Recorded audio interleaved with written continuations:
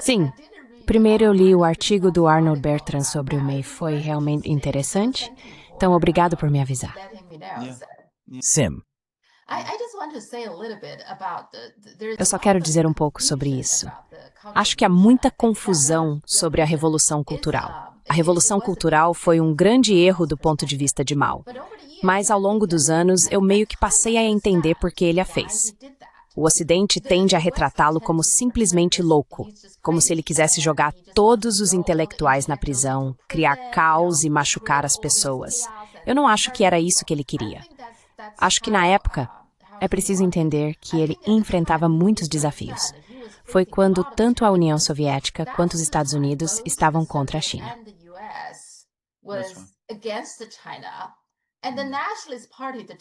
E o Partido Nacionalista, sob o comando de Chiang Kai-shek, deixou muitos espiões e operações secretas, sabe? Muitas coisas que ficaram muito mal resolvidas. Eles chegaram até a realizar assassinatos de altos funcionários chineses, alguns dos quais foram bem-sucedidos. Tentaram assassinar Zhou Enlai, por exemplo. Falharam nisso, mas ainda assim, outras pessoas acabaram feridas ou até mortas. Então foi um período muito desafiador para ele. Acho que ele se paranoico, porque havia ter tantos desafios e tantos perigos por toda parte. Sim. E assim, para ele era importante ter um tipo de operação limpa dentro da China para garantir que fosse um ambiente seguro. Mas, eventualmente, acho que ele perdeu o controle e tudo se tornou caótico. Acho que foi isso que aconteceu.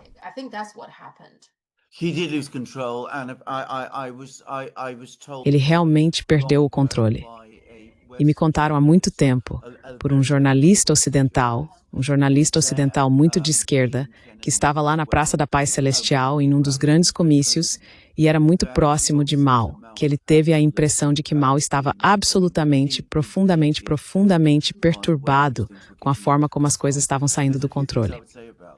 Há algumas coisas que eu diria sobre isso, brevemente alguns pontos. Em primeiro lugar, a ideia de Mao Tse-tung ser anti-intelectual é absurda, considerando que Mao era um intelectual até a ponta dos dedos. Como você sabe muito melhor do que eu, ele era poeta, um calígrafo excepcional. Até eu conseguia perceber o quão extraordinária era sua caligrafia. Ele era um homem que conhecia incrivelmente bem a história chinesa. Quero dizer, a ideia de que esse homem fosse de alguma forma antagônico à literatura e à cultura, antagônico à cultura da China, é absurda. E eu sei que há muitas críticas a ele.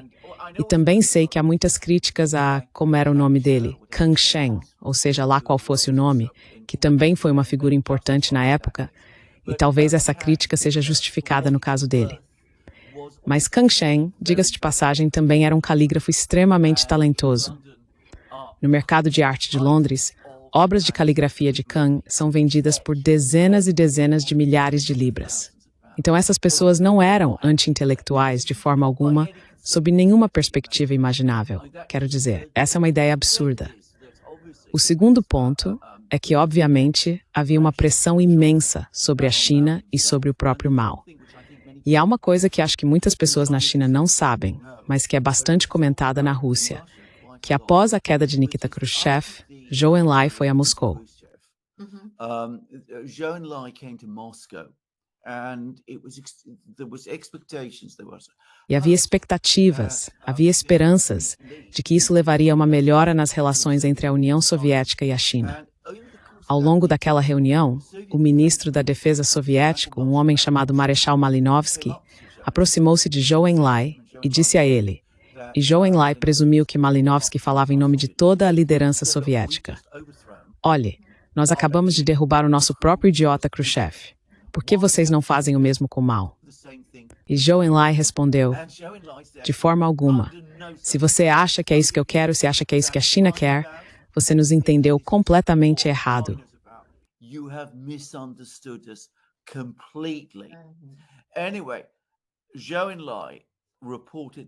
De qualquer forma, Zhou Enlai relatou isso a Mao. Mao ficou, é claro, extremamente irritado e muito alarmado. Ele então enviou uma mensagem a Moscou e disse, o que é isso? Ele esperava que a liderança soviética repudiasse Malinovsky ou até o demitisse. Mas isso não aconteceu. Então, depois disso, Mao, de forma totalmente compreensível, presumiu que eles realmente estavam tentando derrubá-lo, o que provavelmente muitos deles estavam. Também sabemos agora, aliás, que havia uma facção dentro da liderança soviética naquela época, liderada por um homem chamado Alexander Shelepin, que queria melhorar as relações com a China. Ele era um comunista convicto e queria reunificar o movimento comunista. Era secretário do Comitê Central e estava em conflito com Brezhnev, que era o líder soviético na época.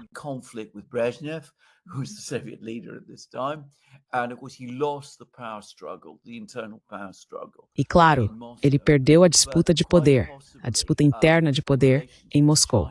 Mas é bem possível que as relações com a China tenham sido afetadas por esse conflito interno.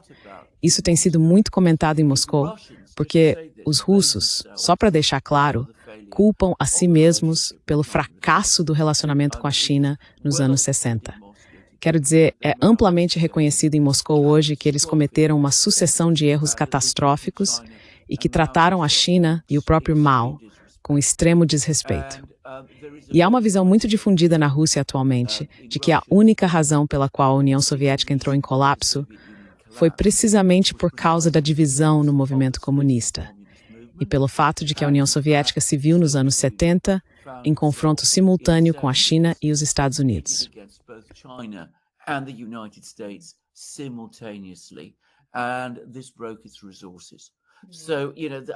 E isso esgotou seus recursos.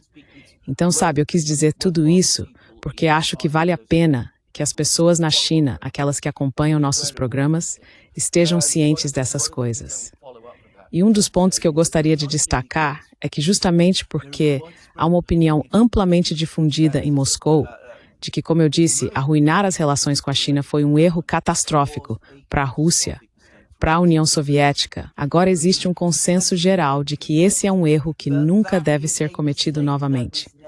Portanto, quando as pessoas na China se preocupam que os russos possam um dia ser tentados a restabelecer relações mais próximas com os Estados Unidos, bem, não é isso que a maioria das pessoas, incluindo as mais importantes na Rússia, pensa hoje.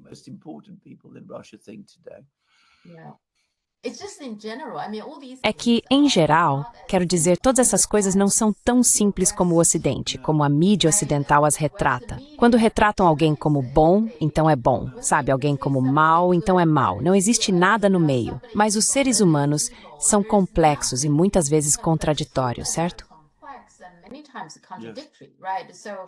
Certeza. Enfim, ouviu meu comentário na discussão? Sim, isso foi muito interessante. Porque devo lhe dizer, sou muito, muito interessada em relógios em geral e sempre tive interesse na China. Eu também não sabia disso, sabe? Até você falar sobre o assunto e aí vi seus comentários. É ótimo, obrigado. Certo, então há muitas ligações telefônicas nesta semana, certo? Ok. Então, a ligação de Xi Jinping para Trump. Agora, o New York Times e outros meios de comunicação dos Estados Unidos relataram que é algo muito incomum ele ter ligado para Trump. Mas a porta-voz do Ministério das Relações Exteriores da China, Mao Ning, disse que os Estados Unidos tomaram a iniciativa. Então, aqui está o que eu acho que aconteceu. Se você ler o comunicado do Ministério das Relações Exteriores da China, não há nada como a convite ou a pedido.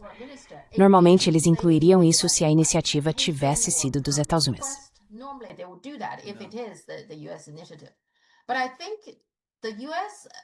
Mas eu acho que os Estados Unidos, Trump, parece que eles sempre querem falar com Xi Jinping por um motivo ou outro. Então é possível que tenham contatado a China primeiro, dizendo algo como: será que já é hora dos dois presidentes conversarem? Normalmente, a China demoraria a responder, tipo, certo, vamos marcar um horário e uma pauta. E talvez até avisassem a imprensa com antecedência antes da ligação propriamente dita. Mas desta vez, Xi Jinping basicamente disse, ok, então diz que o número. Então é isso que aconteceu. Xi Jinping provavelmente fez a ligação, mas também é possível que os Estados Unidos tenham pedido antecipadamente para fazê-la. Ainda assim, eu acho que desta vez Xi Jinping ou a China está ansioso para conversar com Trump.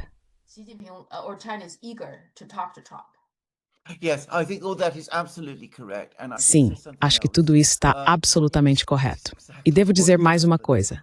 O que você descreveu é exatamente o que aconteceu na última ligação entre Putin e Trump. Os americanos disseram a todos que foram os russos que a iniciaram, que foi Putin quem ligou para Trump. Depois, Lavrov disse que isso não era verdade. Foram os americanos que começaram as discussões.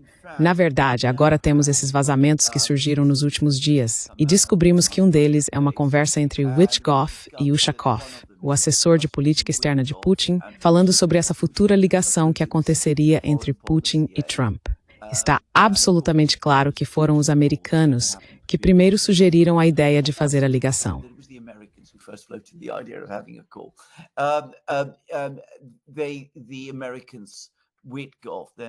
Os americanos, junto com Goff, então disseram ao Ushakov: bem, você tem que dizer isso, aquilo e mais aquilo outro, porque é isso que o chefe quer ouvir. Mas está claro que foram os americanos que estavam pressionando, que vinham pressionando essa questão. E eu suspeito que algo muito parecido aconteceu com essa ligação entre Xi Jinping e Trump também.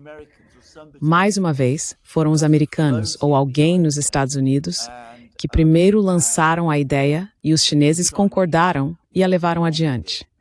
Depois, os americanos, assim como fizeram com a ligação entre Putin e Trump, fingiram que foram os russos que ligaram para Trump.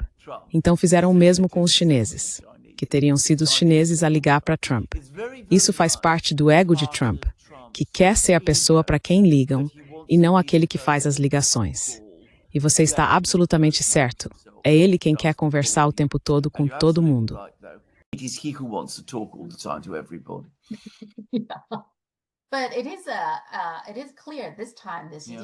Mas está claro desta vez que Xi Jinping estava interessado, ansioso para conversar, e isso, por si só, já é incomum. Então agora, é claro, todos esperavam que essa ligação fosse sobre Taiwan. Na verdade, é sobre o Japão, sabe? Comentando sobre Taiwan. Mas com base no comunicado chinês, ele não mencionou o Japão pelo nome. Ele enfatizou a questão de Taiwan e destacou algo interessante. Ele disse que o retorno de Taiwan à China é um componente importante da ordem internacional do pós-guerra. A China e os Estados Unidos lutaram lado a lado contra o fascismo e o militarismo e agora deveriam trabalhar juntos para proteger as conquistas da vitória na Segunda Guerra Mundial. Então, ao que me parece, ele está elevando a questão a outro nível, não se limitando apenas a Taiwan, mas a ordem do pós-guerra que você e eu precisamos proteger. Interessante, não é?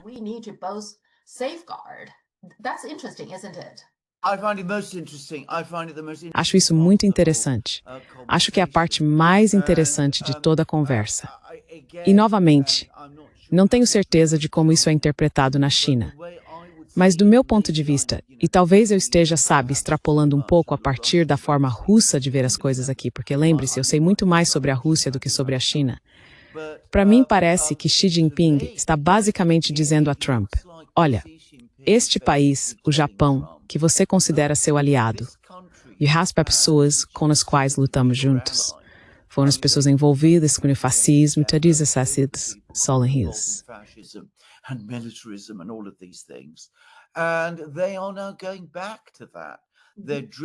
E agora eles estão voltando a isso. Estão recaindo nesses tipos de sentimentos e posições. E isso é perturbador. Está colocando em dúvida nossa vitória conjunta, pela qual lutamos e nos esforçamos tanto para alcançar. Então, considerando que essas ideias terríveis e essas forças estão ganhando força novamente no Japão, certamente temos mais em comum uns com os outros do que vocês têm com o Japão. Bem, é assim que eu interpretaria.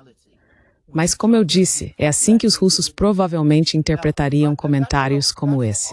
Na China, reconheço que pode ser um pouco diferente. Seja como dizer uma coisa.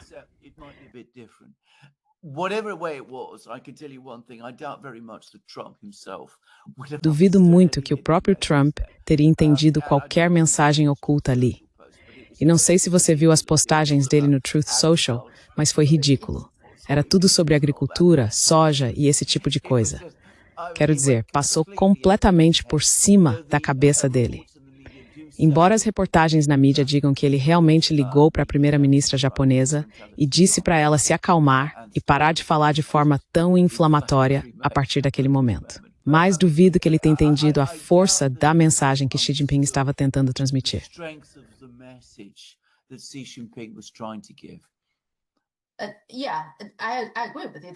Sim, eu concordo com você. Era isso que Xi Jinping estava tentando transmitir. E como você disse, pelo menos Trump entendeu que isso é um assunto sério, que incomoda tremendamente a China. Então é bom que ele tenha feito a ligação. Com base no comunicado do Ministério das Relações Exteriores do Japão, não parece ter sido uma ligação muito agradável, porque eles nem mencionaram que falaram sobre Taiwan, o que todos nós sabemos que aconteceu. Portanto, se Trump tivesse dito algo positivo para apoiar a declaração de Takahiti, eles teriam publicado, mas não o fizeram. Então, ao que me parece, não foi uma ligação muito agradável.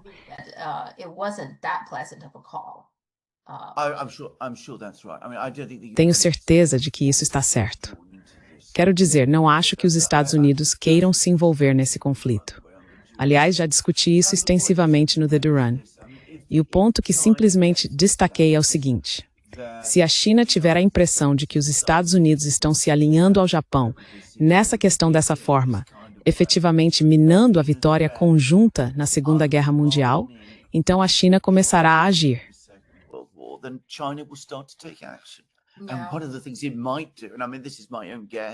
E uma das coisas que isso pode fazer, e quero dizer, isso é apenas um palpite meu, mas eu ficaria surpreso se isso não fosse pelo menos uma possibilidade, é que a China diria: se os Estados Unidos estão se alinhando com o Japão, que está voltando a adotar políticas de militarismo e fascismo, então a última coisa que a China vai continuar fazendo é fornecer terras raras aos Estados Unidos, para que eles possam desenvolver e produzir mais armas, que ou serão vendidas ao Japão ou usadas nessa aliança que tem com o Japão. Então, acho que os americanos precisam entender que estão pisando em um território extremamente perigoso agora, se continuarem com isso. Duvido que Trump tenha compreendido isso completamente, mas espero que haja outras pessoas em Washington que tenham.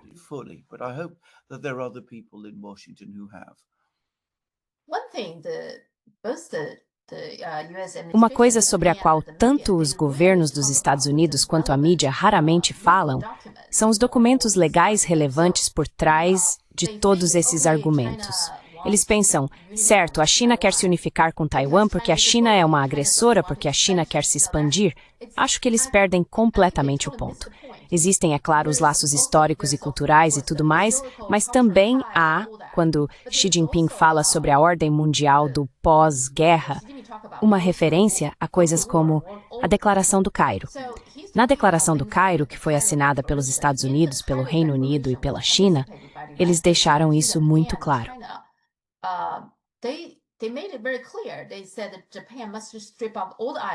Eles disseram que o Japão deve abrir mão de todas as ilhas no Pacífico que havia tomado ou ocupado desde 1914. Acho que 1914 foi quando eles tomaram a Coreia.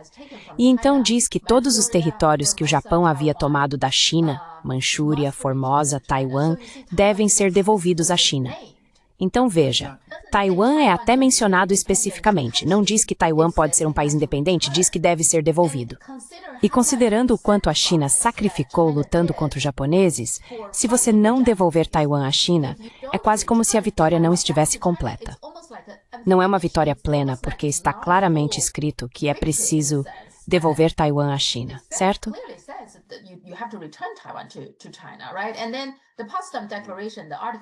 Então, a Declaração de Potsdam, no artigo 8, chegou a dizer que os termos da Declaração do Cairo deveriam ser cumpridos, o que significa que ela os codifica. Então, o que a China está dizendo é que você, Japão, tem que seguir isso. Essas são as declarações, ou poderíamos até dizer leis e regras, que foram estabelecidas antes. Você, sendo uma nação derrotada, precisa seguir tudo isso. E os Estados Unidos, a China e todos os outros aliados, precisamos fazer cumprir isso, certo? Então, acho que isso nunca é mencionado na mídia tradicional, ou que o próprio Trump, não tenho certeza se ele sequer entende isso.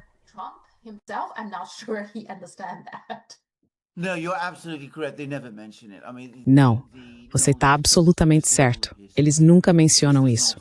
Quero dizer, o conhecimento desse nível de história simplesmente não existe no Ocidente hoje. E vou te dizer mais uma coisa. Se você tocar nesse assunto com as pessoas, elas não vão gostar. Já passei por isso muitas vezes. Você menciona essas coisas que foram ditas no passado, esses compromissos que foram assumidos, e as pessoas nunca têm realmente uma resposta para o que você diz, mas ficam muito, muito irritadas quando você faz isso. Enfim, é isso. Mas não acho que Trump entenda isso. Você está absolutamente certo. Isso sempre foi compreendido.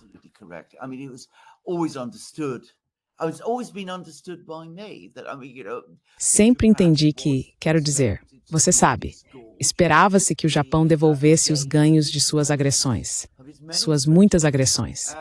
E se o Japão agora está voltando e dizendo que Taiwan deveria ser independente de alguma forma, então não está fazendo isso. Está indo contra o que concordou quando se rendeu incondicionalmente e com o que os americanos também concordaram com a China que o Japão deveria aceitar como parte dessa rendição incondicional. Quero dizer, é interessante você mencionar a Grã-Bretanha, porque eu tinha esquecido que os britânicos também estavam envolvidos em tudo isso. Mais uma vez, acho que algumas pessoas na Grã-Bretanha precisam ser lembradas disso. Só dizendo. Sim, eles deveriam. Sim. E eu acho que, agora, algumas pessoas acham surpreendente que a China tenha reagido tão fortemente desta vez, mas também é verdade que, mesmo no passado, a sociedade japonesa, a extrema-direita, os militaristas, sempre quis fazer algo. Mas eu realmente acho muito incomum que ele tenha deixado muito claro que, se algo acontecer com Taiwan, o Japão reagiria, tomaria uma ação militar. Eu realmente acho que isso é.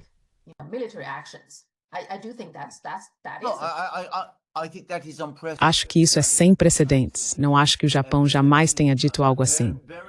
Tenha em mente que, de acordo com os termos originais da rendição incondicional do Japão e o que aconteceu depois, o Japão nem deveria ter forças armadas. Não. Quer dizer, as forças armadas deles ainda se chamam como é mesmo, força de autodefesa ou algo assim. Então, o que os japoneses estão fazendo agora é, na prática, dizer que vão se aliar a uma facção separatista que ocupa parte do território chinês e agir em defesa dessa facção. Isso é um passo de grande escalada, algo que teria sido impensável para o Japão fazer há 10, 15, 20 anos. Impensável, quer dizer, eu sei.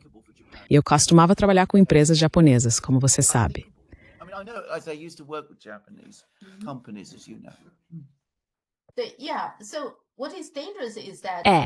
Então, o que é perigoso é que eles afirmam, bem, incluindo os Estados Unidos, eles afirmam, ok, Taiwan deve ser independente, coisas assim. Mas então, digamos que Taiwan realmente se torne independente. Taiwan não vai parar apenas em ser independente. O Japão vai tentar pegá-la, sabe? O Japão vai tentar agarrá-la. É por isso que a China realmente vê toda a questão de Taiwan como algo existencial. Por causa disso, porque o Japão é um país tão perigoso de tantas maneiras para a China, o Japão não pode tomar mais território próximo à China, certamente não Taiwan. Acho que as pessoas no Ocidente não entendem isso completamente.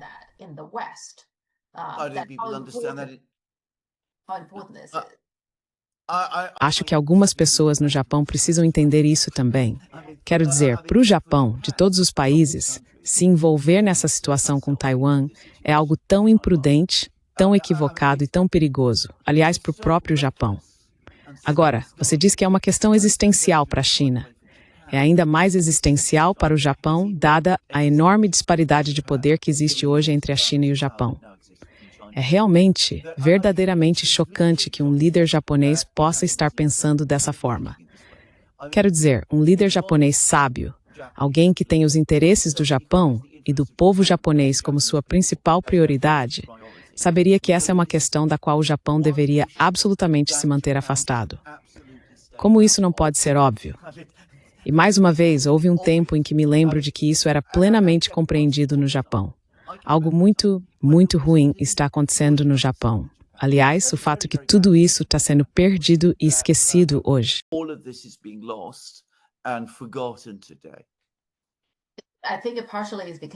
Acho que é em parte porque os Estados Unidos permitiram que isso acontecesse. Deixaram o militarismo continuar ou não o reprimiram com força suficiente, então ele conseguiu continuar existindo e até prosperar na sociedade japonesa.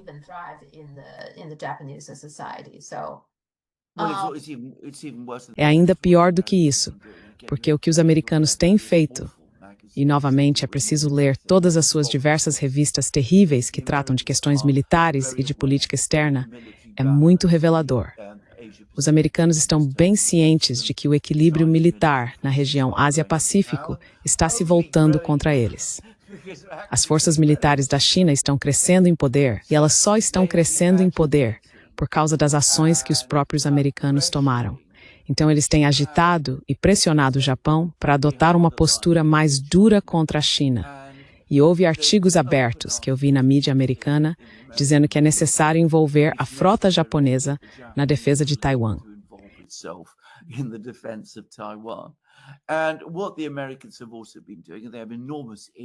E o que os americanos também têm feito, e eles têm uma enorme influência no Japão, é apoiar aqueles políticos japoneses que adotam uma postura mais dura contra a China, em vez daqueles que acreditam em proteger o Japão e defender seus reais interesses nacionais, o que significaria ter ao menos uma atitude correta em relação à China. Talvez não uma atitude amistosa, porque isso seria pedir demais, mas ao menos uma atitude correta. E o resultado é que temos visto uma radicalização constante sob a influência americana no Japão nos últimos 15 anos.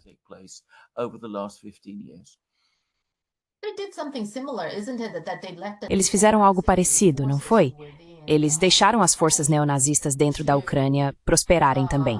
Simplesmente deixaram acontecer sem... Quero dizer, você pensaria que os neonazistas nunca deveriam ser tolerados na Europa, mas seja lá o que estejam fazendo na Ucrânia, parece que os azuis e as outras nações europeias estão de boa com isso, certo? Não parece, bem, absolutamente. Quero dizer, isso está absolutamente correto. Mas você poderia argumentar o mesmo sobre a Alemanha, aliás. Havia uma política alemã de Ostpolitik, reconciliação e reaproximação com a Rússia, que é popular, aliás, entre muitas pessoas na Alemanha. Mas os Estados Unidos nunca gostaram disso e têm trabalhado consistentemente contra essa política. E, novamente, exercem uma enorme influência na Alemanha. O resultado é que os políticos alemães que têm sido hostis a essa política de Ostpolitik são também os mais dispostos a reconsiderar, a adotar visões revisionistas sobre a Segunda Guerra Mundial e sobre o conflito entre a Alemanha e a União Soviética.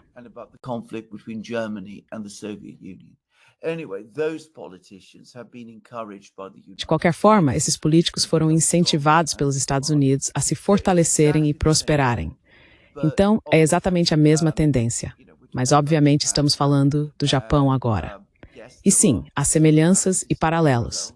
No entanto, o que está acontecendo com o Japão é particularmente perigoso por causa da história e porque, ao contrário da Alemanha, onde ainda existe, pelo que posso ver, uma comunidade vocal de pessoas que apoiam e defendem essa militarização, não tive realmente a impressão de que existe algo semelhante no Japão nesse momento.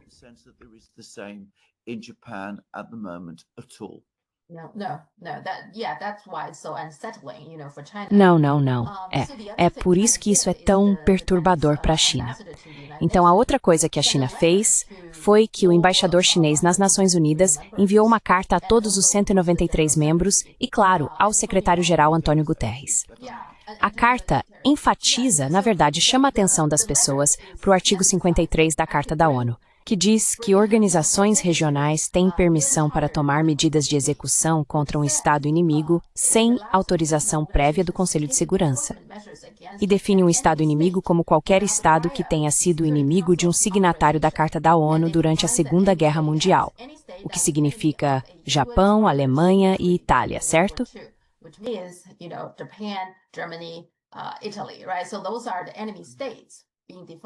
Então, esses são os estados inimigos sendo definidos. O que o artigo 53 basicamente diz é que quando eles demonstrarem qualquer agressão, não é realmente necessário ter autorização do Conselho de Segurança da ONU para atacar. Então, a mensagem da China é: Aqui temos um Japão muito agressivo e, se nos sentirmos tão ameaçados, poderemos tomar uma ação militar. Não se surpreendam. Isso está totalmente baseado na Carta da ONU. Acho que há muita discussão dentro da China sobre isso. Não acho que ninguém esteja dizendo que uma guerra com o Japão é iminente, mas acredito que o que a China está dizendo ao mundo inteiro é que a situação é realmente séria. I agree, absolutely. I think it is extremely serious. I think it is from... Concordo absolutamente. Acho que é extremamente sério, muito mais sério do que qualquer pessoa no Ocidente realmente entendeu. Eles simplesmente não levam a história a sério. Não a compreendem, não conhecem a história, nem os sentimentos que existem na China por causa dessa história. Isso me lembra muito, aliás, toda a situação com a Ucrânia, a expansão oriental da OTAN, a radicalização das pessoas nos estados bálticos e a radicalização das pessoas na Ucrânia. Os russos estavam alertando repetidas vezes: olhem, isso é intolerável, é inaceitável, isso não pode acontecer. Se formos pressionados, se continuarmos a ser pressionados dessa forma, teremos que responder. Ninguém levou isso a sério porque ninguém acreditava, e então, é claro, a guerra começou. E bem, veremos como isso vai acabar. And well, we see how it turned out. Trump realmente, como você disse nas postagens dele nas redes sociais, ele se importa muito com a soja. Acho que isso é importante para a base dele, certo? E isso provavelmente explica por que eles queriam conversar com Xi Jinping. Porque, depois da pausa na guerra comercial, acho que esperavam que a China comprasse imediatamente muita soja. Mas a China não tem feito isso. Quer dizer, a China começou a comprar soja, mas não tão rápido nem em tanta quantidade quanto Trump queria, eu acho. Certo?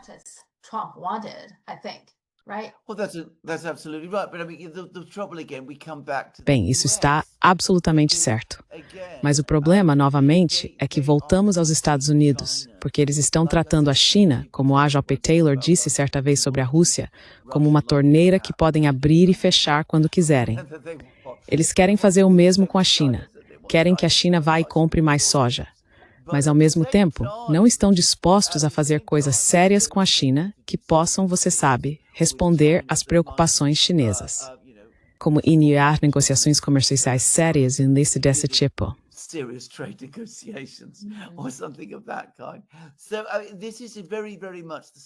Então, esse é muito o estilo, não apenas dos Estados Unidos, mas do Ocidente em geral. Eles nunca parecem realmente cumprir o que precisam. Sabe, eles querem que os chineses cheguem a um acordo, nem mesmo um acordo propriamente dito, mas um entendimento, e acham que os chineses vão aparecer e comprar uma grande quantidade de soja para ajudar Donald Trump. A China não tem nenhuma necessidade particular de ajudar Donald Trump. O que ela quer são acordos comerciais adequados, fortes, estáveis e de longo prazo. Quando isso acontecer, o problema da soja se resolverá por si só.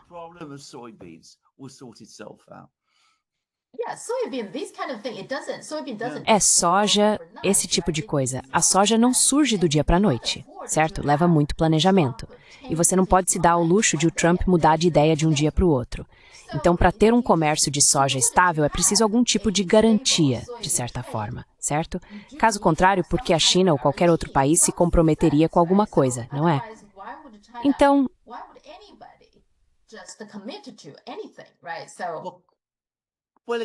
Exatamente. Quer dizer, o que você basicamente quer é algo em troca de nada. Não funciona assim. E outra coisa, agora que os Estados Unidos estão considerando permitir que a NVIDIA venda os chips H200, eu achei que eles já tinham concordado com isso, mas depois meio que voltaram atrás. Não tinham. Mas agora querem de novo. Acho que o motivo disso é o novo celular da Huawei, o Mate 80. As pessoas suspeitam que a Huawei tenha seus próprios chips de 5 nanômetros nele. E a SMIC também parece ter produzido seus próprios chips de 5 nanômetros. Então, quando você observa o que os Estados Unidos permitem que a China faça, dá para ter uma noção de onde a China está, não é?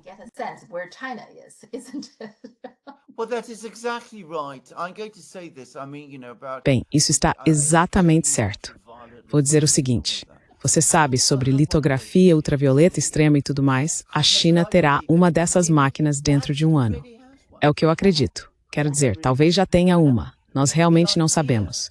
Mas a ideia de que os chineses não podem fabricar chips de ponta é absurda. Essas pessoas não vivem no mundo real. E você está absolutamente certo. Eles não vão tentar enviar esses chips da NVIDIA para a China. E os chineses já disseram que, na verdade, não estão muito interessados nesses chips. Então, por que vocês estão nos dando isso? A propósito, há um artigo muito interessante no Financial Times. Muito interessante. Novamente, muito reflexivo do pensamento ocidental, mas sobre a política econômica e comercial chinesa. Foi escrito por um empresário, um colunista do Financial Times, que vai à China.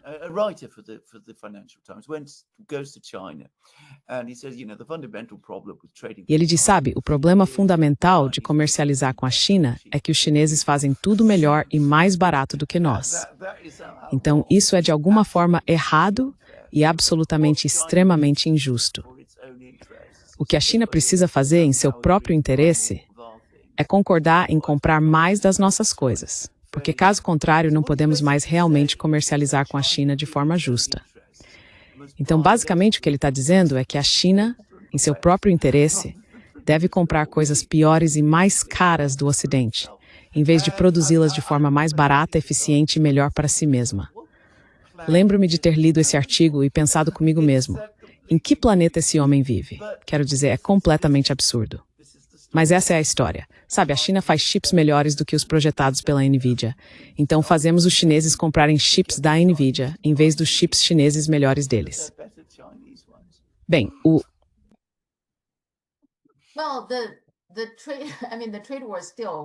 Quer dizer, a guerra comercial ainda está acontecendo, como no caso da Nexperia. Então, a Nexperia, a mais recente, é a sede na Holanda. Eles enviaram uma carta para a Nexperia China, exigindo que retomasse a produção. E estão dizendo que ainda há muitas empresas enfrentando escassez de chips. Então, parece que, mesmo que o governo holandês tenha dito que iria suspender temporariamente seus esforços para controlar a empresa, o que basicamente significa que a devolveriam. Eles não restauraram, por exemplo, o CEO.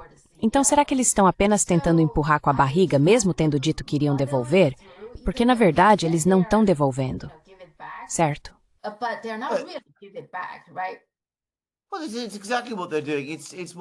Bem, é exatamente isso que eles estão fazendo. É o que eles fazem o tempo todo. Dizem que vão devolver e depois não devolvem. De novo, eles querem os chips, mas não querem realmente devolver a empresa aos seus donos. Então dizem que vão fazer isso, mas não é o que realmente querem dizer. Não há boa fé nem sinceridade no que dizem. E claro, isso é muito ruim, porque tudo o que faz é prejudicar ainda mais a confiança.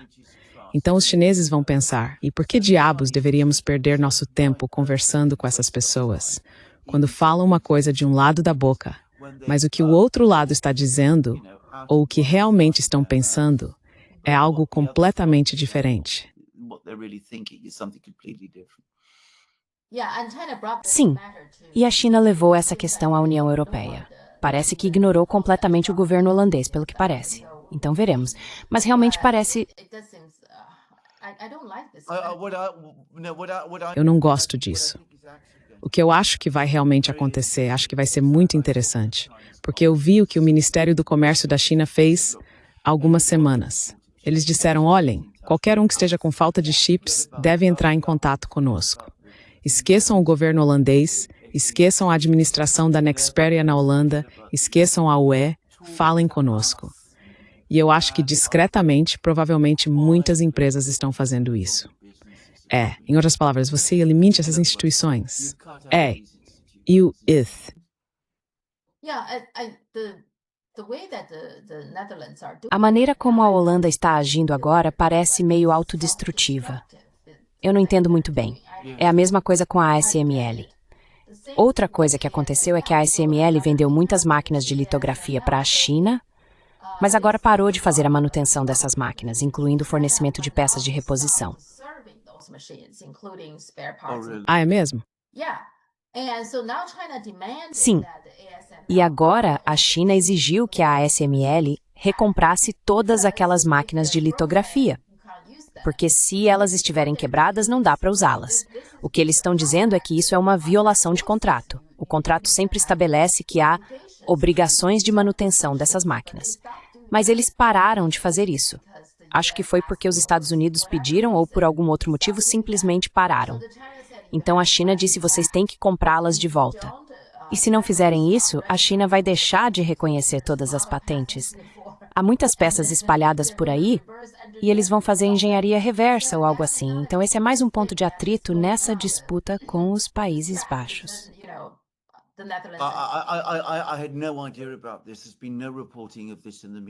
Eu não fazia ideia disso, não houve nenhuma reportagem sobre isso na mídia daqui. Acho que isso é realmente algo muito, muito grande. Quero dizer, o fato de a ASME agora se recusar a fornecer manutenção e reparo para as máquinas na China é incrível. E me pergunto qual é a justificativa para dar esse passo tão extraordinário. Quero dizer, isso é incrivelmente escalatório e incrivelmente agressivo. E como você disse com toda razão, uma violação flagrante de contrato. Então, claramente sanções estão sendo aplicadas e ampliadas continuamente, o tempo todo. E em pouco tempo, a China de fato tomará contramedidas.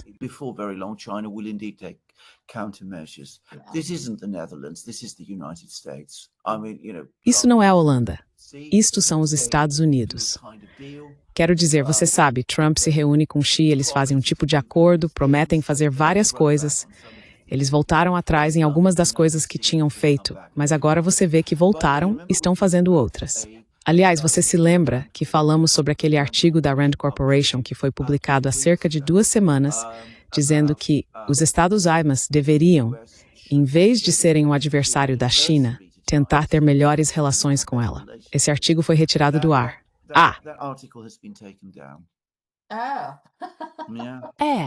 Tá bom, eles não querem ouvir isso.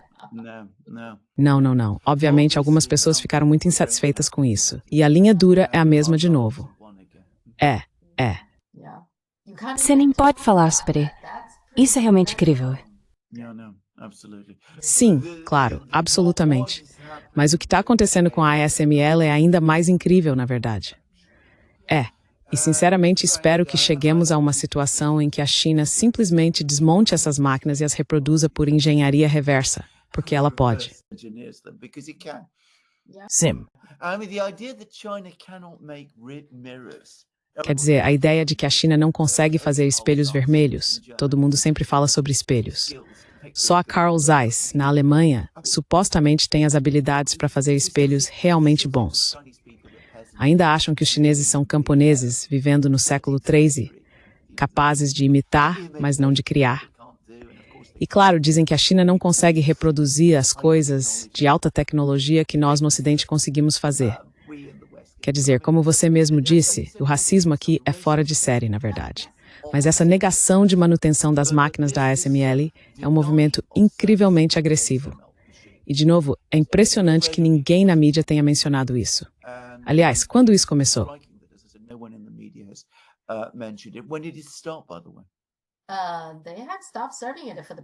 Eles haviam parado de fazer a manutenção disso nos últimos, acho que 2 meses ou algo assim. Primeiro, eles ameaçaram, disseram que iam parar de fazer a manutenção, dando à China a oportunidade de comprar algumas peças ou algo do tipo, não sei. Eles não agiram imediatamente. A China nem achava que chegaria a esse ponto, mas acabou chegando. Acho que eles conversaram um pouco sobre como resolver isso ou algo assim, mas não conseguiram encontrar uma solução. Quero dizer, fundamentalmente, o governo holandês não quer realmente resolver isso.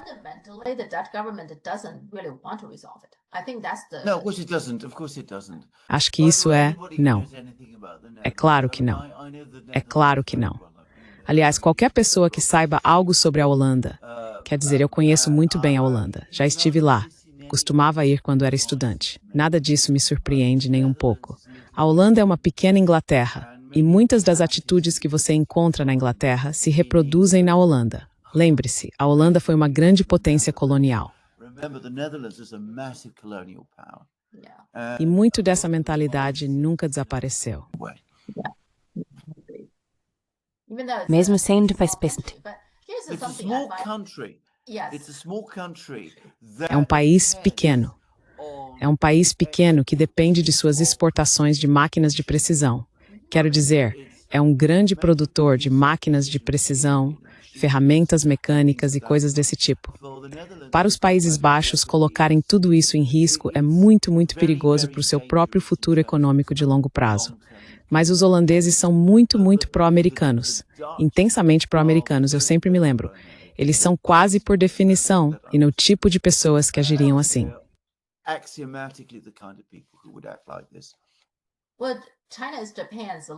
Bem, a China é o maior parceiro comercial do Japão. Então, sim, para o Japão você pensaria que eles se concentrariam em seus próprios interesses, certo? Você pensaria que sim, mas obviamente não o fazem. E então, eu acho isso fascinante. Às vezes, talvez muitas vezes, são os países pequenos que causam problemas. Sim, eles estão. Tipo, a Estônia, recentemente acho que o ministro das Relações Exteriores deles visitou a China e durante a viagem, ou logo depois, saiu um artigo intitulado A Formidável Estônia emitiu um ultimato à China. Ou nós, ou a Rússia. Quer dizer, não é risível acharem que a China escolheria a Estônia em vez da Rússia? Eles estão falando sério?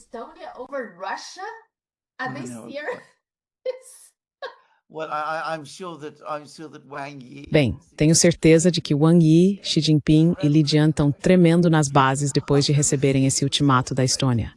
Não, eu concordo totalmente. Essas pessoas estão fora de si. Quero dizer, elas não têm... estão completamente desconectadas da realidade. Quero dizer, e se você tivesse que lidar com os países bálticos regularmente, saberia o quão delirantes eles são em relação a si mesmos. E você está absolutamente certo. É como cachorrinhos, sabe? E os chihuahuas são sempre muito mais agressivos do que os São Bernardos. Quero dizer, é por aí.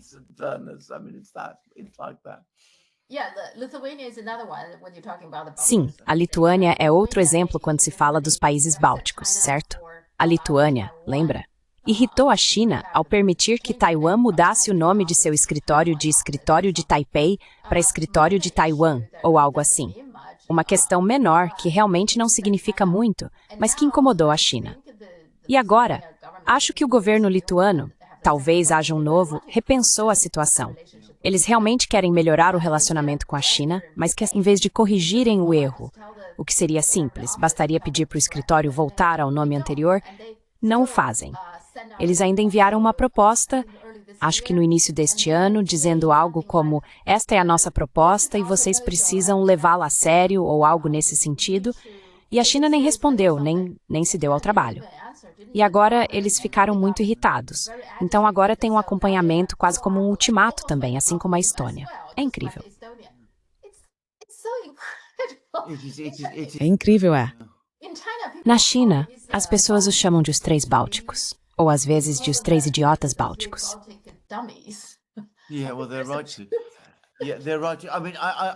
É bem, eles têm razão. Quero dizer, eu diria que conseguiram envenenar bastante o clima na Europa. A histeria deles, a russofobia e a sinofobia estão agora contaminando toda a cultura europeia e o discurso sobre relações internacionais. Só para você saber, aliás, na Rússia, começaram recentemente a chamar a Alemanha de Grande Estônia.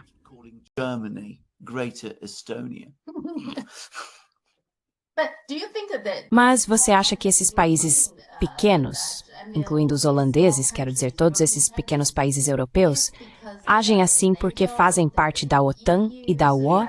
É por isso que eles são como um chihuahua. Sim, exatamente. Quero dizer, eles acham que têm o poder dos Estados Unidos por trás deles e querem usar isso para se impor. Eles pensam que, ao adotar essa postura incrivelmente provocadora contra um país como a China, vão agradar seus amigos na América. E, ao mesmo tempo, sentem que, sendo tão rudes e agressivos com a China quanto são, podem se safar disso, porque os americanos os apoiam. Então, eles estão errados em todos os aspectos possíveis. Quero dizer, esse é um comportamento extremamente imprudente. Mas receio que seja assim que esses líderes infantis desses pequenos países passaram a pensar.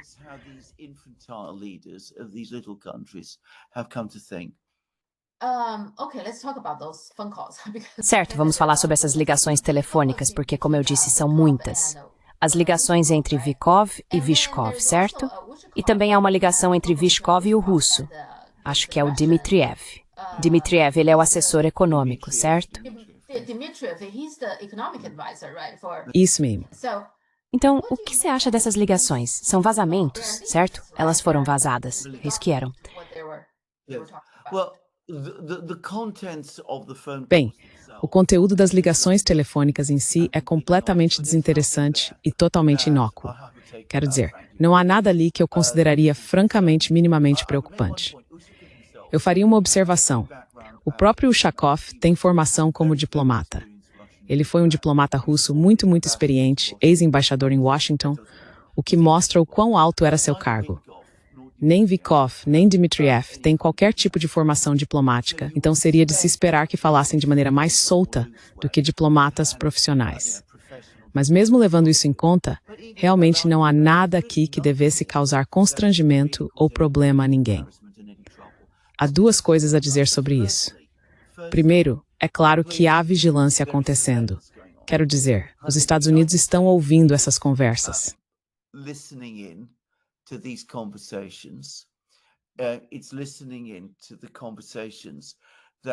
Estão ouvindo as conversas que Witkoff, que é o representante autorizado do presidente dos Estados Unidos, está tendo com o representante de uma potência estrangeira. Conversas sobre a condução da diplomacia do presidente e, portanto, dos próprios Estados Unidos. Então, alguém está escutando essas ligações e isso é realmente um ato hostil. Depois, é claro, publicam trechos dessas ligações. Agora, a primeira coisa a dizer é que isso constitui uma infração criminal extremamente grave. Obtive aconselhamento jurídico sobre o assunto, inclusive de advogados americanos. Um deles é Robert Barnes, e nós o consultamos em nossa transmissão ao vivo, e ele confirmou isso. Trata-se de uma infração criminal extremamente grave. São claramente informações sigilosas e ainda assim está ocorrendo vazamento.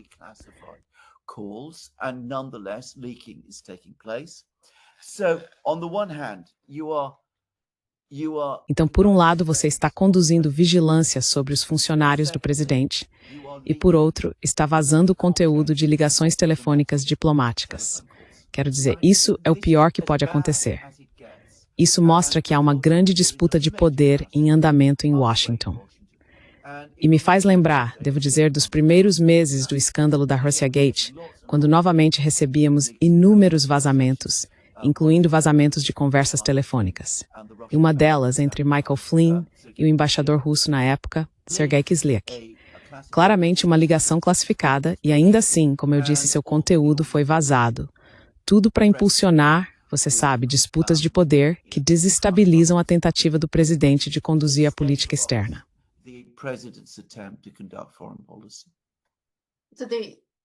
Então, eles não estão felizes que Trump está tentando fazer um acordo de paz. Eles estão tentando minar isso.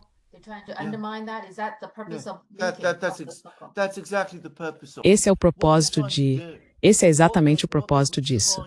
O que eles estão tentando fazer, o que estavam tentando insinuar aqui, é que as propostas que temos visto saindo de Washington não são realmente propostas americanas. Que Dmitriev e Ushakov têm ditado essas propostas a Witkoff, que então basicamente as redige. Então Witkoff seria essencialmente um traidor agindo em nome da Rússia e por implicação servindo a Trump. Agora isso é ridículo. E não é isso que essas ligações realmente mostram. Mas é essa a interpretação que tem sido dada.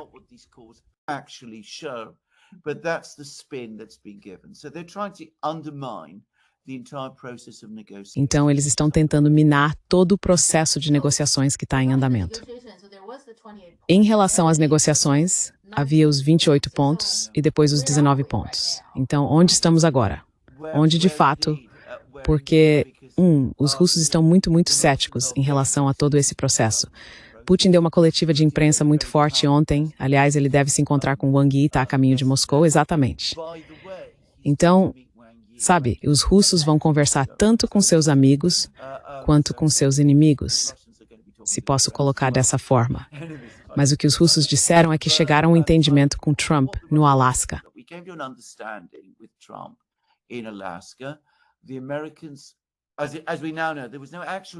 Os americanos, como agora sabemos, não firmaram nenhum acordo real no Alasca, exceto que iriam definir e codificar certas questões planejadas que haviam preparado como pontos de discussão. Os russos estavam esperando que os americanos fizessem isso para que um processo sério de negociações entre os Estados Unidos e a Rússia pudesse começar. Nunca chegamos a esse ponto. E estou começando a achar que nunca chegaremos, porque os americanos claramente não estão unidos nesse assunto. E é por isso que estamos vendo esses vazamentos. Os europeus são contrários e as propostas, os pontos de discussão, estão mudando o tempo todo. Eles estão se afastando cada vez mais do que os russos estão dispostos a discutir.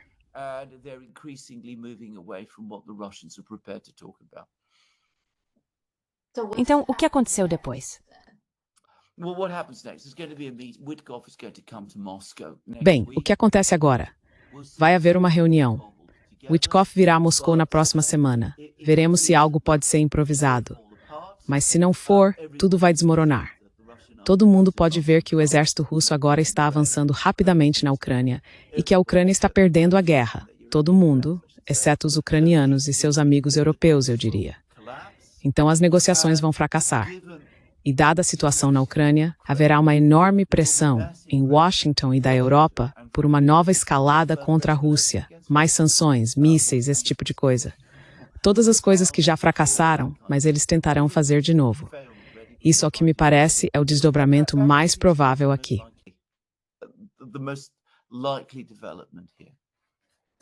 Então, ainda será decidido mais ou menos no nível de batalha?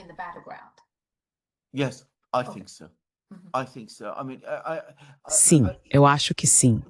Eu acho que sim. Quero dizer, os russos, aliás, Putin fez uma declaração muito interessante há alguns dias, na qual disse: olha, chegamos a esses entendimentos com os americanos no Alasca. E uma das razões pelas quais fizemos isso é porque nossos amigos querem que façamos. Eles querem nos ver tentando seguir um caminho diplomático, negociado. Se dependesse só de nós, talvez não estivéssemos fazendo isso, mas a China quer que façamos, a Índia quer que façamos, o Brasil quer que façamos. E não vamos agir contra nossos amigos, não vamos agir contra os desejos de nossos amigos. Mas ele também continuou dizendo: se não conseguirmos avançar, então continuaremos a guerra, e o faremos até vencermos.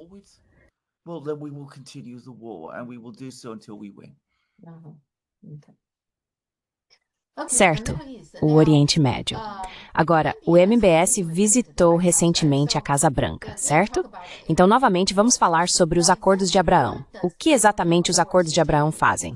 O Trump, você sabe, insistiu muito neles. Por que ele fez isso? Por que ele quis fazer isso?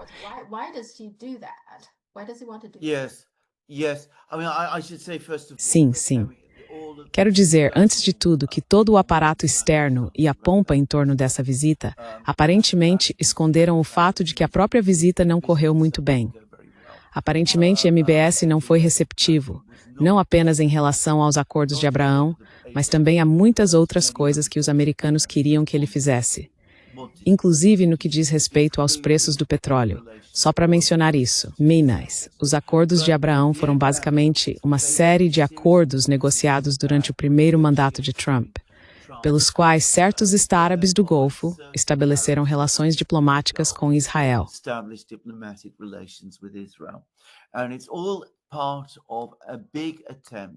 E tudo isso faz parte de um grande esforço que Trump e sua equipe vêm fazendo para basicamente normalizar Israel, fazer com que Israel seja aceito no Oriente Médio como um país respeitado e respeitável, parte de toda a estrutura regional. E, na prática, acabar com a sensação de um conflito árabe-israelense e marginalizar a parte palestina do conflito. Agora, e os países árabes que concordaram em estabelecer relações diplomáticas com Israel são relativamente pequenos. Lugares como os Emirados Árabes Unidos, por exemplo. O grande é a Arábia Saudita.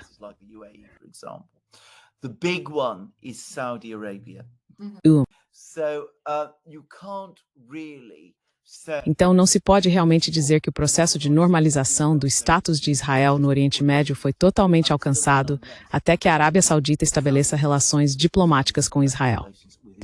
Mas a Arábia Saudita é, claro, uma monarquia religiosa. É o país onde ficam Meca e Medina, os dois grandes centros religiosos. O título oficial do rei da Arábia Saudita é guardião, ou custódio, das duas mesquitas sagradas, Meca e Medina.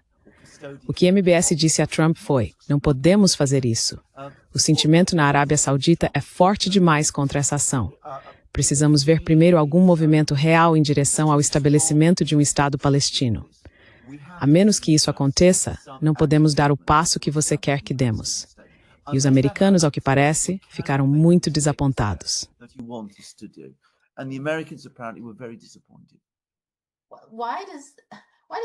Por que o Trump acha isso surpreendente, considerando o que acabou de acontecer e que provavelmente ainda está acontecendo em Gaza? Quero dizer, o MBS, acho que li em algum lugar que ele até disse que, pessoalmente, provavelmente não se importa, mas sabe que o povo dele está muito contra Israel neste momento. Então, por que o Trump não entende isso?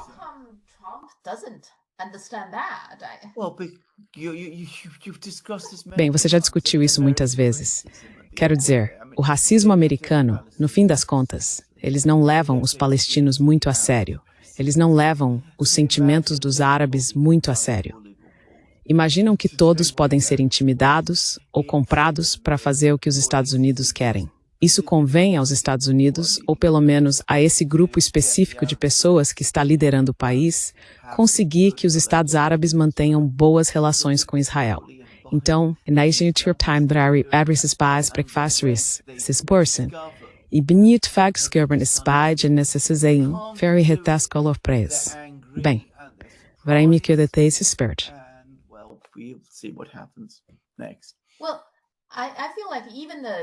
Bem, eu sinto que até mesmo nos Estados Unidos há uma crescente raiva em relação a Israel, em relação ao fato de que Israel tem tanto impacto, tanta influência sobre os Estados Unidos, certo? Então a novidade mais recente é que o X adicionou um recurso em que, a partir do IP, é possível ver a localização. E acontece que as agências dos Estados Unidos, várias delas, incluindo o Departamento de Defesa, o que antes era chamado de Departamento de Guerra, e o Departamento de Segurança Interna, aparecem com localização em Tel Aviv. Então as pessoas estão dizendo: somos agora uma nação ocupada? Aliás, esse recurso já existe há muito tempo em todas as plataformas de mídia social chinesas. Quando você vai a qualquer lugar, não precisa clicar em nada.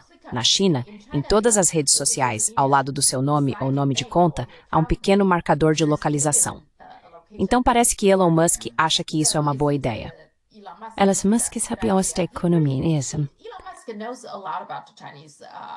Ele faz. Sim, a mãe dele visita a China com frequência. Enfim, acho que foi ele quem percebeu que isso é um recurso nas redes sociais chinesas, então ele o introduziu no X. Mas ainda assim, o fato de o Departamento de Segurança Interna ter aparecido, pelo menos por um tempo, como gerenciado em Tel Aviv, bem, eles já mudaram isso agora, é bastante notável de se pensar.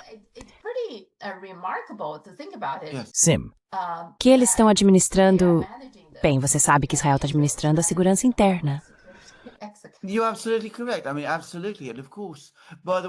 Você está absolutamente certo. Quero dizer, absolutamente. E claro, aliás, também acontece que muitos dos comentaristas que atuam na mídia em nome de Israel estão localizados na Índia, o que é realmente notável. Quero dizer, é tudo extraordinário. Mas não, você está absolutamente certo. Sem dúvida, houve uma grande virada contra Israel entre o público americano em geral, mas isso ainda não afetou as atitudes da classe política americana. Eles continuam tão leais e ligados a Israel quanto sempre foram. Então, com o tempo, talvez em 10 anos, possamos ver uma mudança. Mas, por enquanto, os Estados Unidos continuam tão comprometidos com Israel quanto sempre estiveram.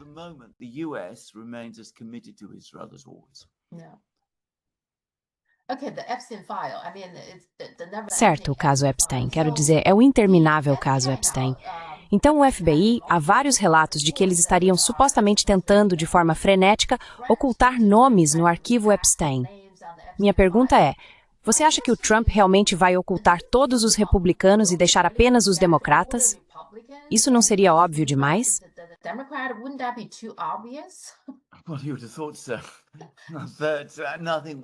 Bem, você pensaria que sim, mas nada mais me surpreende em relação a isso.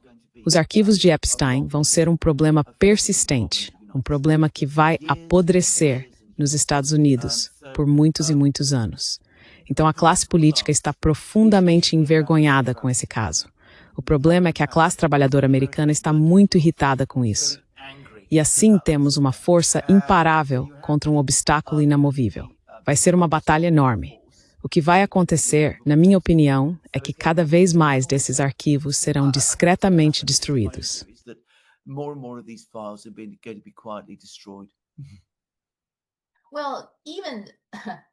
Bem, mesmo assim, ainda há muita coisa por aí. Quero dizer, há muitos nomes e nós basicamente sabemos o que aconteceu, certo?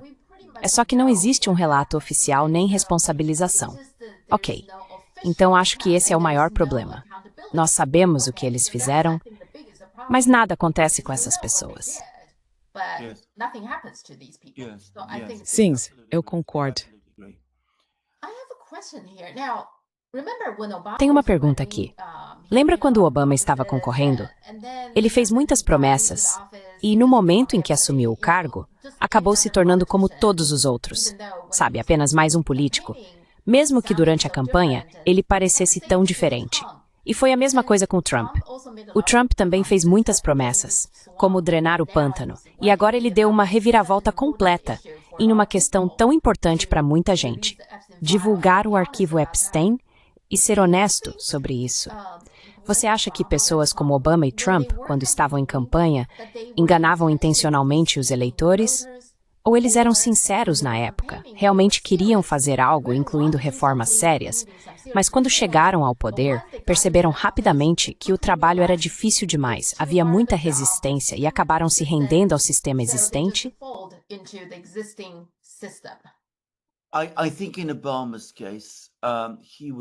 Acho que no caso do Obama, ele foi cínico e enganou as pessoas o tempo todo, porque mudou de posição quase imediatamente. Quero dizer, levou tão pouco tempo para ele passar de um lado para o outro, que eu não consigo, nem por um momento, acreditar que ele tenha sido realmente sincero sobre algumas das coisas que disse durante a campanha. Mas no caso do Trump, acho que é mais complicado. Sinto muito, mas o Trump é um homem muito complicado e muito inseguro. Ele faz parte da oligarquia americana.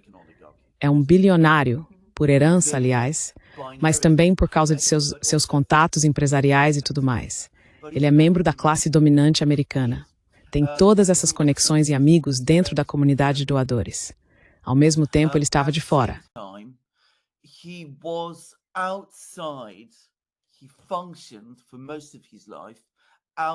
Ele passou a maior parte da vida fora do sistema político. Nunca havia ocupado um cargo eletivo antes de concorrer à presidência dos Estados Unidos.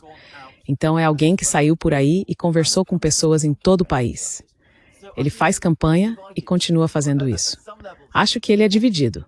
Em certo nível, quer promover mudanças e talvez subestime o quão difícil isso é. Mas, ao mesmo tempo, não quer fazer mudanças tão radicais a ponto de minar toda a posição da classe.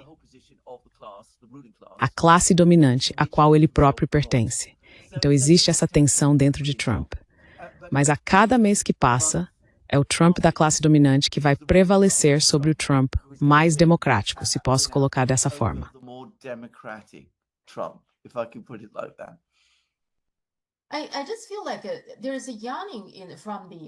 Eu só sinto que há um anseio do público americano por reformas.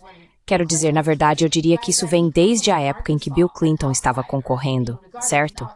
Ele veio do Arkansas, um forasteiro, sendo visto como um outsider em comparação com o Bush pai. Ele era jovem e diferente e, sabe, havia muita esperança e coisas assim. Mas, é claro, acabou sendo uma decepção. E mesmo com o W, ele se apresentou como um tipo diferente de político. A mídia dizia que ele era alguém com quem você poderia simplesmente tomar uma cerveja. Então ele não era tão engessado ou desconectado como o tipo tradicional. E claro, ele também foi uma decepção. Quando o Obama apareceu, acho que as pessoas queriam desesperadamente alguém realmente diferente. Mas, vez após vez, elas acabam se decepcionando, não é? É tão frustrante, sabe?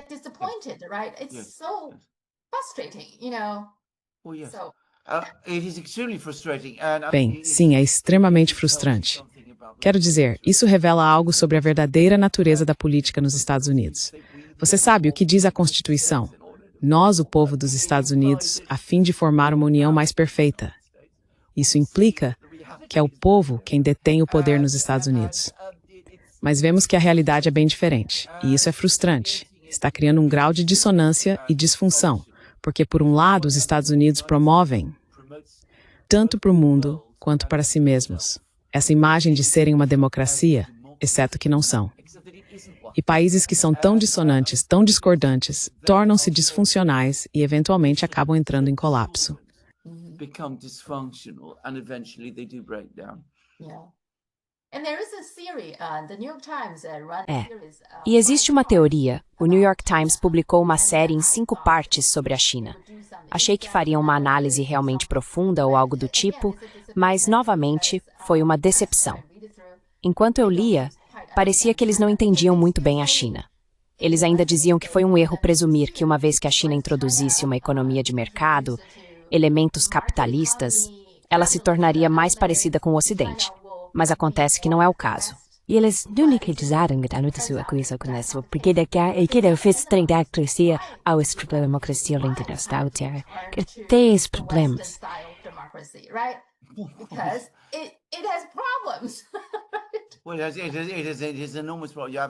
Bem, é um problema enorme. Você está absolutamente certo. Quero dizer, eles são cegos para os próprios problemas. Eles também são cegos em relação à China, na verdade. Quero dizer, a ideia de que a China, que é o país mais antigo do mundo, e a civilização contínua mais antiga do mundo, que é apenas um ponto a se destacar, vá de alguma forma sair correndo e dizer, meu Deus, o que precisamos fazer? Precisamos deixar de ser a China e nos tornar a América. É simplesmente ridículo, na verdade. Quero dizer, eu nunca, e aqui novamente talvez seja a parte grega em mim, nunca imaginei isso nem por um momento. I never imagined that for one moment. Sim, mas há muitas pessoas no Ocidente que fizeram isso. Acho que parte disso é que elas querem ver, por exemplo, eleições na China, porque, no fundo, acham que as eleições são fáceis de controlar. Elas podem se envolver nas eleições, manipulá-las e colocar as pessoas de que gostam, aquelas que podem controlar facilmente. É exatamente isso que eles querem. Quero dizer, realmente acreditam nisso. É exatamente isso que eles pensam. E eles nunca admitem isso. Disseram, cometemos um erro ao acreditar nisso, mas a China nunca adotou o nosso estilo de democracia. Bem, isso é porque vocês querem controlar a China. Bem, eles nunca se fizeram uma pergunta ainda mais fundamental. O que os próprios chineses pensam? Sim? Que sistema eles prefeririam? Pode não ser o sistema ocidental. Claro, isso é impensável nos Estados Unidos. Ainda é impensável mesmo depois de, tanta coisa, depois de tudo isso ter acontecido. Você pensaria que a essa altura eles estariam fazendo uma reflexão, uma análise mais profunda e tentando, mas eles não parecem interessados nisso.